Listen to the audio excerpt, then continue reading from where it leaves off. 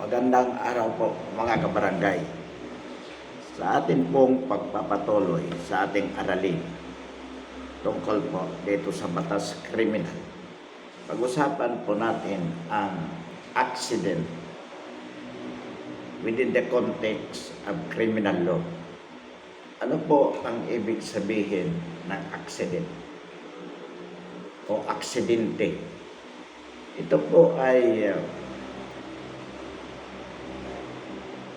isang gawa ng isang tao na wala po siyang control.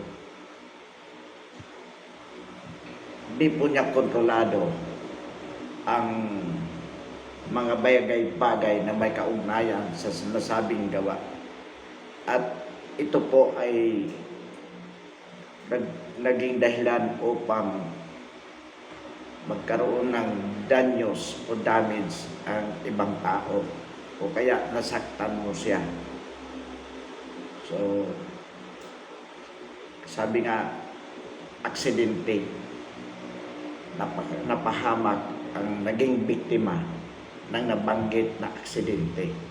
Ngayon ang tanong po, ang tao ba o ikaw na naging dahilan ng aksidente na yon ay meron po ba kayong pananagutan sa batas bilang kriminal?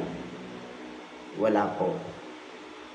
Kapag ang naging dahilan ng kamatayan o sa pagkasira ng isang ari-arian o nasaktan ang isang tao dahilan sa aksidente, ang naging dahilan ng aksidente, yung tao na naging dahilan ng aksidente, ay wala pong pananagutan sa batas. Bakit po? Dahil nga hindi niya kontrolado ang mga bagay-bagay kung kaya nangyari ang nabanggit na aksidente. So wala po siyang pananagutan. Yung tao na naging dahilan ng aksidente na yon ay wala pong pananagutan sa batas. Ngunit mayroon pong sangkap kung paano masasabi natin na ang isang gawa o kilos ay talagang aksidente within the context of the law. So ano po yun? Ibig po sabihin yung taong una, yung ginawa ng tao na yon ay hindi po labag sa batas. Hindi labag sa batas. Dahil kung ang kanyang ginawa ay labag sa batas at naging dahilan yun para makapanakit o masira ang mga ari-arian o kaya mapatay niya ang biktima, so hindi po maituturing na aksidente yun. Kaya pag sinabi natin aksidente, ang una pong sangkap o element is that the person who caused the accident is not negligent. I mean, is doing an act which is not illegal per se. Ibig sabihin po, ang kanyang ginawa na naging dahilan ng aksidente ay hindi po labag sa batas. Yun po ang una. Pangalawa po dyan, mga kabarangay, kailangan naging maingat po siya.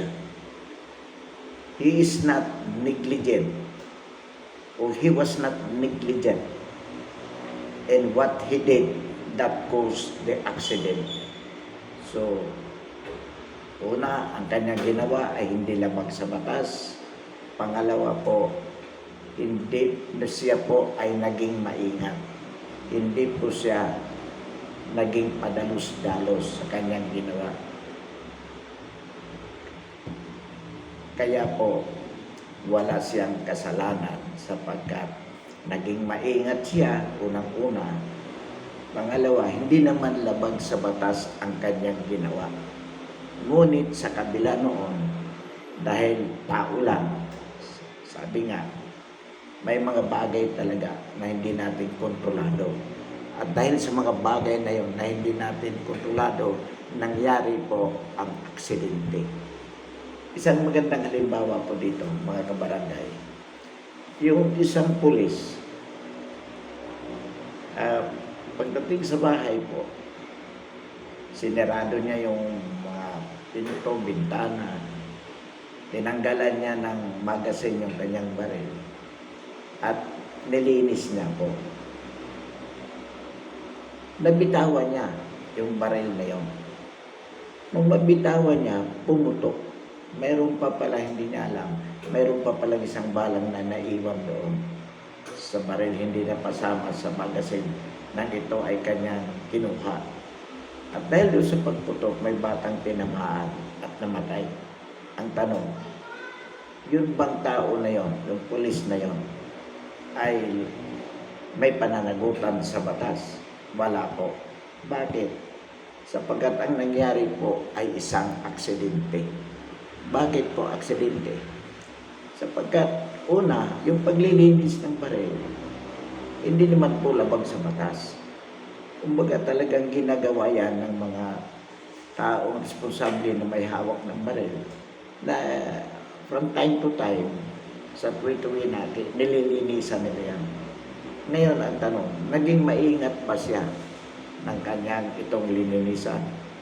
Opo, bakit? Para walang pumasok na bata o tao. Sinarado niyang bintana, sinarado niya ang pintuan. Ngunit sa kadahilanan na siya ay tao lamang, nabitawan niya ang baril. Nung nabitawan niya, ibig sabihin po noon, yun ang bagay na hindi niya kontrolado. Kumbaga, aksidente na nabitawan niya yung baril. At dahil sa aksidente na yun, mayroon palang isang bala na naiwan doon. Naging maingat ba siya? Oo, sapagkat tinanggalan niya ng magasin ang baril niya bago linisin. So, siyempre, ang buong akala niya, lahat ng bala ay talagang naalis na doon sa baril. Ngunit may naiwan palang isa na hindi niya alam. May tao lang siyempre. So, ano pong nangyari? Nang mabitawan, pumutok ang baril. Yung isang bala pala na natira doon, tumama sa isang bata na naging dahilan ng kamatayan ng bata na naglalaro noon doon sa silong ng bahay, malapit sa bahay. So, wala pong pananagutan yung tao. Bakit? Sapagkat ang mangyayari ay dulot ng isang aksidente. So, tandaan po natin mga kabarangay, na aksidente ito, kung yung bagay na ginawa mo mismo na naging dahilan ng pagka-aksidente ay hindi labag sa batas. Pangalawa, you are not negligent. Meaning, kayo po ay naging maingat. Ginawa nyo ang lahat ng dapat gawin ng isang tao para hindi siya makasakit. Ngunit sa kabila noon, nakapanakit pa rin siya o naging dahilan pa rin ng kapahamakan ng iba yung kanyang ginawa. Bakit? Sapagkat may mga bagay talaga sa buhay ng tao na hindi natin kontrolado. Ngunit mga kabarangay, tandaan po natin, sabi po ng Korte Suprema, yung aksidente dulot ng depekto ng makina ng sasakyan o dahil pumutok yung gulong. Yung mga mechanical defect sa isang sasakyan, hindi po yan maituturing na aksidente. Bakit po? Yan ay dulot ng kawalang ingat ng may-ari o ng driver o ng operator. Sapagkat dapat bago mo gamitin ang sasakyan, sini-check up yan, yung mga gulong, yung mga makina. At ang driver dapat hindi nagpapatakbo ng matulin. Ibig sabihin, dapat lahat ng kinakailangang pag-iingat ay dapat ginagawa ng driver at ng may-ari ng sasakyan. Kaya sabi ng Korte Suprema, yung mga aksidente na dulot ng mechanical defect ng sasakyan ay hindi po aksidente. Bakit? Sapagkat kailangan obserbahan ng driver ang disiplina sa kalsada, kailangan obserbahan ng operator ang mga kinakailangang pag-iingat at pangangalaga sa mga sasakyan, lalo na kung ito ay ginagamit na pampublikong sasakyan, sapagkat alam po naman natin na ang dinadala nito ay tao, hindi po basta kargo lamang.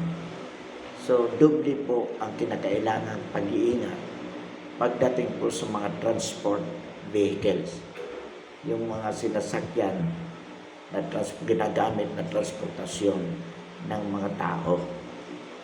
So, yan po ang konsepto ng aksidente o accident sa criminal law. Pansamantala po, mga kabarangay, atin pong wakasan ang ating talakayan ngayong araw na ito. Muli, maraming salamat at inihiling po natin bilang suporta sa ating channel na sana po i-subscribe natin. Muli, maraming salamat at magandang araw.